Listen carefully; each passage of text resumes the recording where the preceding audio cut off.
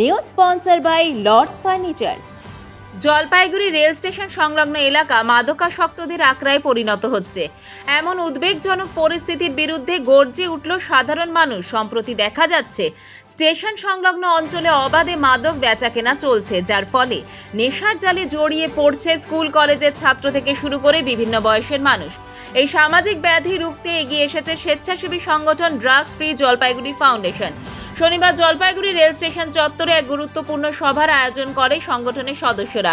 উপস্থিত ছিলেন station manager, জিআরপির আধিকারিকেরা, রেলকর্মী এবং এলাকার বাসিন্দারা। সভায় মাদক নির্মূলের কৌশল, স্টেশন এলাকায় নিয়মিত নজরদারি ও সচেতনতামূলক কর্মসূচি গ্রহণের বিষয়ে বিস্তারিত আলোচনা হয়। ড্রাগস ফ্রি জলপাইগুড়ি ফাউন্ডেশনের সভাপতি অজয় শাহ জানান, তাদের মূল লক্ষ্য হলো জলপাইগুড়ি শহরকে সম্পূর্ণ মাদক মুক্ত করা।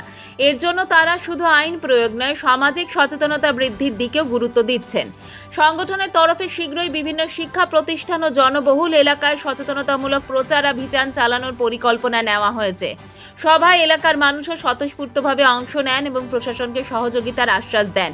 রেল স্টেশনে নিরাপত্তা বৃদ্ধির পাশাপাশি মাদক পাচার রোধে কঠোর পদক্ষেপ নেওয়ার দাবিও ওঠে। জলপাইগুড়ি মানুষ এখন এক সুরে বলছেন, মাদক মুক্ত শহরই আমাদের আগামী প্রজন্মের নিরাপদ ভবিষ্যৎ।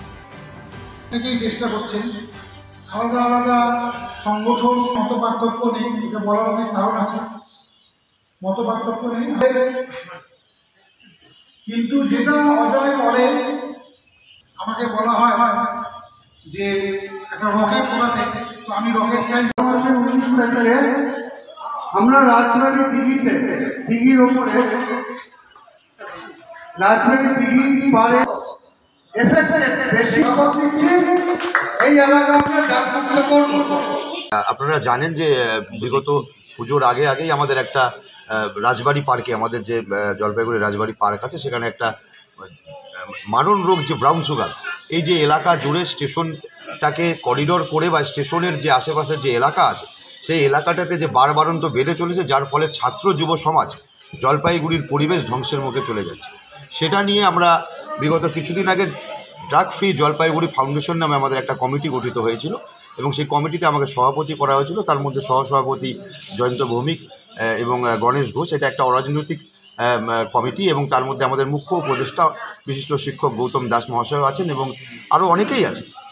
সেই কমিটি আজকে দ্বিতীয় মিটিং আমাদের জলপাইগুড়ির ঐতিহ্যবাহী আমাদের যে রেল স্টেশন আছে, সেই রেল স্টেশন চত্বরে আরপিএফের আধিকারিকদেরকে নিয়ে, সঙ্গে স্টেশন ম্যানেজারকে নিয়ে, সঙ্গে জিআরপির যারা আধিকারিক আছে তাদের সঙ্গে নিয়ে এই এলাকাটিকে কিভাবে মাদক মুক্ত করা যায় এবং এই এলাকার সর্বোপরি যারা জনগণ আছেন তাদেরকে সঙ্গে নিয়ে, তাদেরকে আমরা অবশ্যই ধন্যবাদ জানাবো যে আমাদের আজকের এই অনুষ্ঠানে তারা উপস্থিত হয়েছেন, কারণ তারাও আজকের এই যে মারণ রোগ ব্রাউন সুগার, সেটার যে ভয়াবহতা তারা প্রতিনিয়ত দেখতে পাচ্ছে এবং সেই বিষয়ে জলপাইগুড়ি শহরকে মাদকমুক্ত করতে আমাদের একটা কমিটি গঠন হয়েছে, যার নাম ড্রাগ ফ্রি জলপাইগুড়ি ফাউন্ডেশন। আজকে এই এলাকাটিকে কিভাবে রক্ষা করা যায়, শুধু এই এলাকাটি না, কারণ এই এলাকাটার থেকেই জলপাইগুড়ি শহর জুড়ে বা শহরের বাইরেও মাদক পাচার হচ্ছে। এখান থেকে ছোট ছোট কোয়ান্টিটিতে এখান থেকে মাদক কিনে নিয়ে গিয়ে গ্রামাঞ্চলে বিক্রি হচ্ছে এবং শহরের পরিবেশ, যুব সমাজ, ছাত্র সমাজ ধ্বংস হচ্ছে। তার প্রতিবাদেই বা আপনি বলতে পারেন যে একটা অ্যাওয়ারনেস ক্যাম্প আমরা আজকে এখানে অনুষ্ঠিত করতে চলেছি এবং যেটা চলছে এখন, আমাদের লক্ষ্য হলো জলপাইগুড়িকে মাদকমুক্ত করা, জলপাইগুড়ির যুব সমাজকে ধ্বংস করা এবং কীভাবে জলপাইগুড়ির পরিবেশ ফিরিয়ে আনা যায়।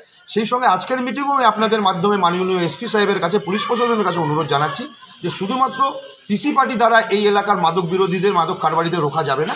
আপনাদের মাধ্যমে মাননীয় পুলিশ সুপারকে আমি অনুরোধ জানাচ্ছি যে অতি শীঘ্রই যদি একটা স্পেশাল টাস্ক ফোর্স গঠন করা যায় এবং এই স্পেশাল টাস্ক ফোর্স দ্বারা যদি নির্মূল করা যায়, তাহলে জলপাইগুড়ির পরিবেশ ফিরিয়ে আনতে পারবো আমরা এবং সেটাতে অবশ্যই পুলিশি সহযোগিতা প্রয়োজন।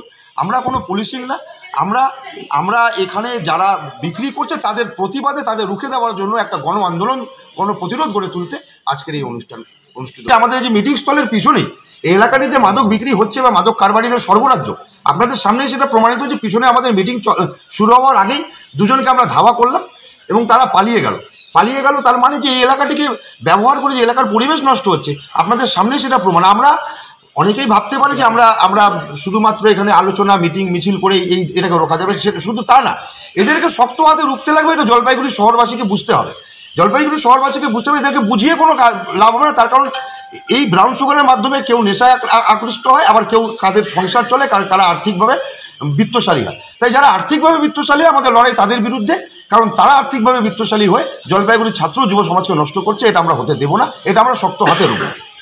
আজ যে জলপাইগুড়ি ড্রাগস ফাউন্ডেশনের তরফ থেকে যে উদ্যোগটা নেওয়া হয়েছে, তো ওনাদের উদ্যোগটাকে আমরা সাধুবাদ জানাই এবং ওনাদের সব রকম সহযোগিতা করার জন্য আমরা আন্তরিকভাবে ওনাদের পাশে দাঁড়াবো।